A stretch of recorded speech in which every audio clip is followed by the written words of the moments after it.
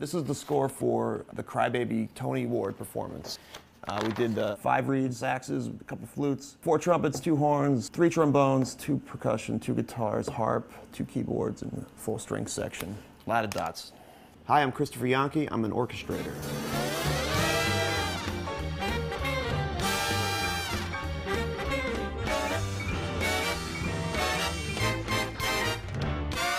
I've always been a pianist. I've always played keyboards and bands. I think what I liked about the theater the most was I'm always interested in the way music helps an emotion dramatically, I think.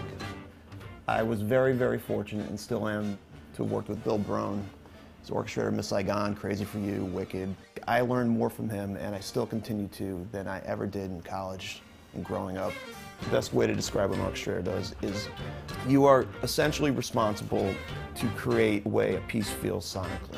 You're a better orchestrator every day because you've heard something on the radio that you said, oh, I like the way the trumpet matches with the flute, and then you kind of just build this Rolodex of orchestral blends, and essentially the way an orchestra blends, and basically it becomes a language.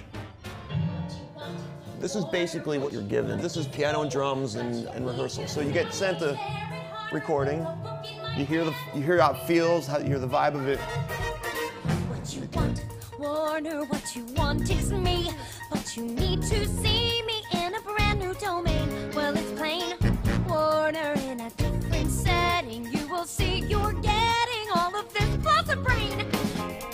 I think every orchestrator would agree that you're called to be a sort of specialist, a jack of all trades. You're called in to be the voice of the composer, and you're basically just a big old music geek. Every job, you kind of just hole up in your apartment and you kind of study what you're about to get into. I mean, that's the way I do it. Like with Grease, I'd never done a show about 50s music.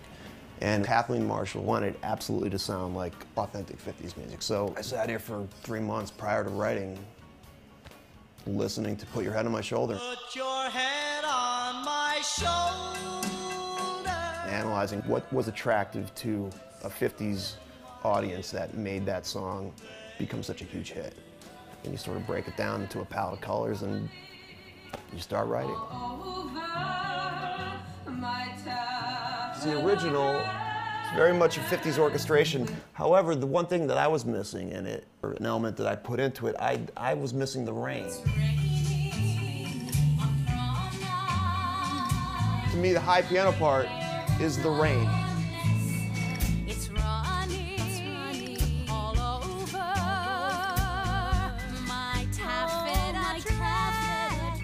Everything's a challenge. Every composer, working with every composer is a challenge, but you know, it's great. I think when you can find a relationship that when you have a good friendship and a good working relationship, you kind of help bring the best out of each person that you work with.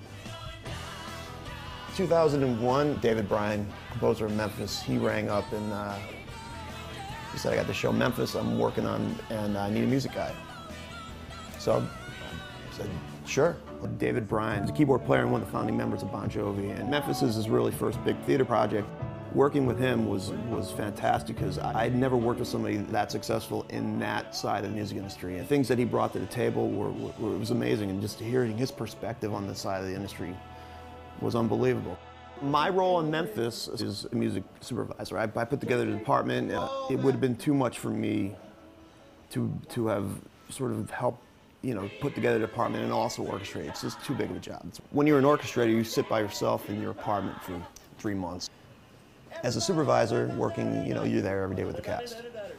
In rehearsal, 10 to 6. Even though I was not the orchestrator on Memphis, when David would come up with a song, we would sit down and he'd talk through. He goes, oh yeah, I think I'm hearing drums play this, I'm hearing this pattern, I'm hearing the kick on, you know, 1, 3. And I would basically help him get it all down to the page. So I would communicate that to the entire production team that we had in the music department.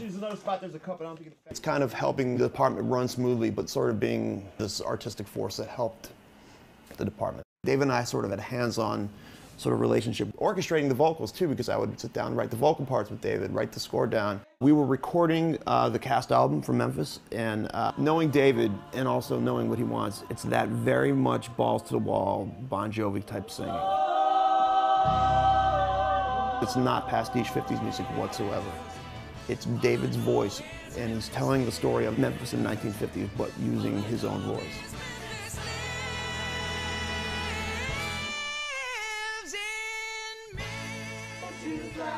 And I came alive. And then we're at the end of two. I need to have more accents on every one. We love when it sings.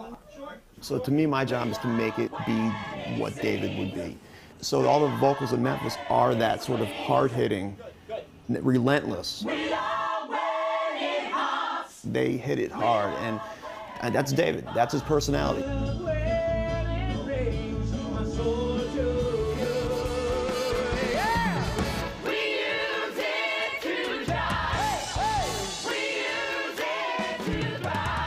Probably the longest I've ever worked on the show, 8 years. The little differences made it fun too, and it's just kind of been great to watch it go through all its stages. I think the show's great.